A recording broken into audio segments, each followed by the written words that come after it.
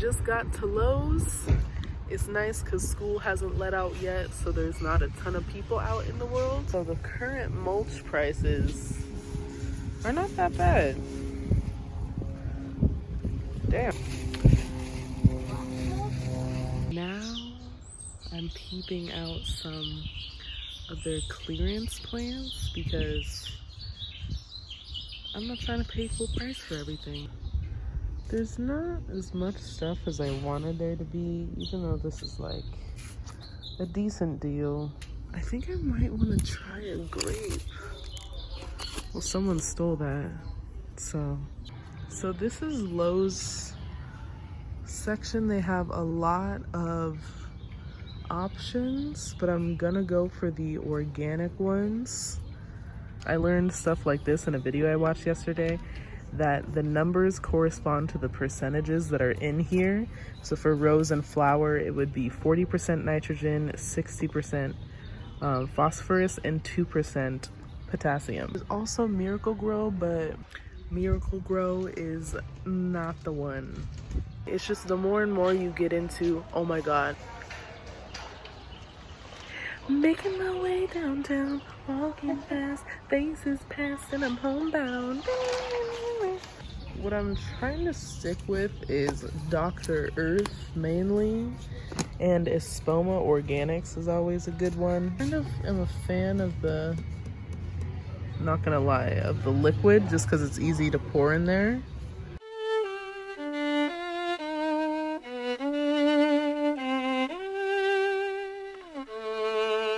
But don't buy your pots from Lowe's. They are way overpriced and you can get them cheaper probably at your local nursery, or to be honest, even Home Depot. I like to support little stores, but sometimes facts is facts is facts. Oh, this is looking pretty sad. This looks, ooh. Ooh, this is arguably the saddest I've ever seen it. Lowe's didn't have the stuff we needed, so now we're gonna go back to Home Depot. I'm noticing that compared to Lowe's, that Home Depot has a lot more organic products. They have Espoma, True, Kellogg Organic, one of my favorites, Dr. Earth. Way better selection-wise, fertilizer-wise at Home Depot. So how beautiful are these? They look like little candy canes. This is the second day of trying to go someplace that actually has something. Off we go. We got Dean Martin on the radio for some reason, but it's okay because it's gonna be fun to listen to. Hearts will play, tippy tippy tay, tippy tippy tay. So it looks pretty empty, but they just put out so much. So gorgeous.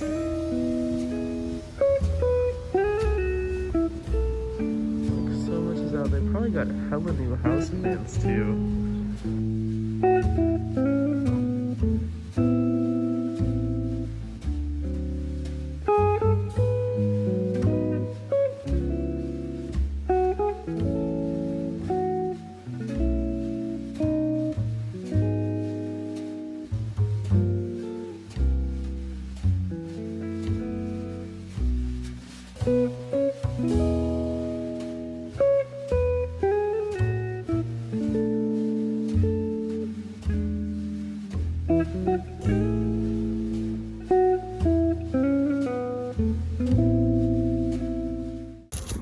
This is what was decided.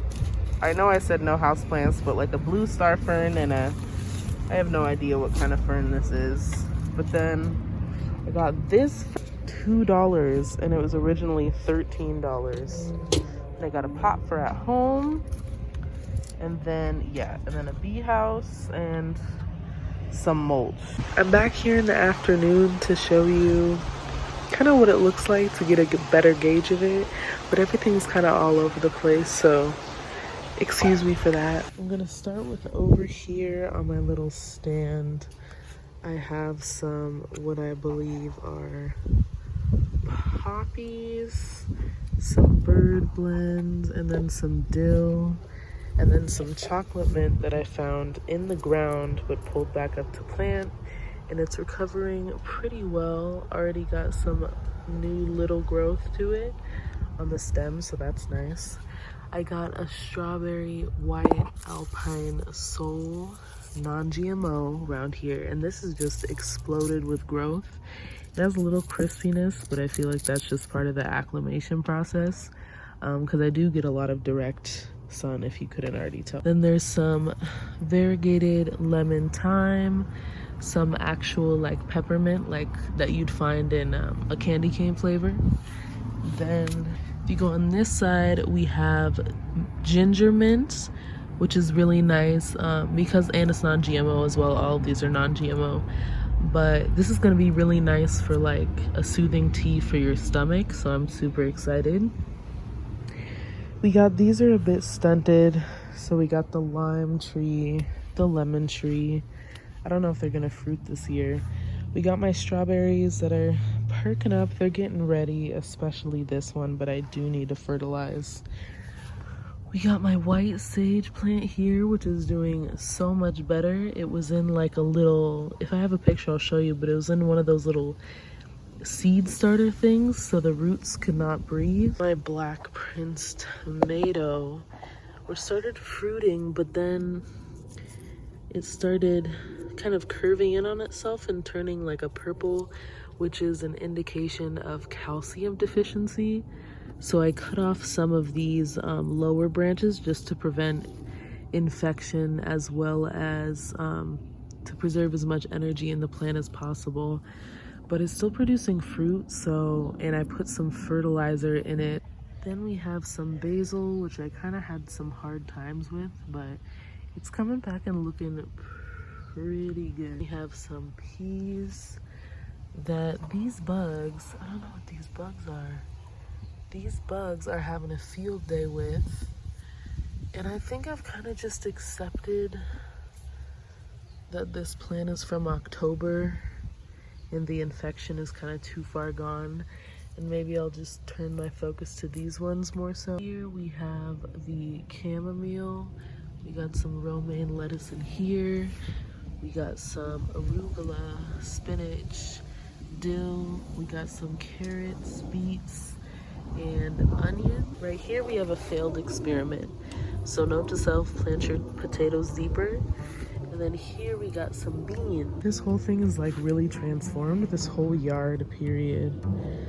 But especially back here, you can see that I have some cover crop, and it's gonna be crimson red cover crop. So it's gonna like have these big red beautiful flowers, and then you can cut it, use it as green mulch to improve the nitrogen levels in the soil. Fresh dill popping up along the rocks. We got some poppies. Alyssums are looking good. Our kales, and then collards right here.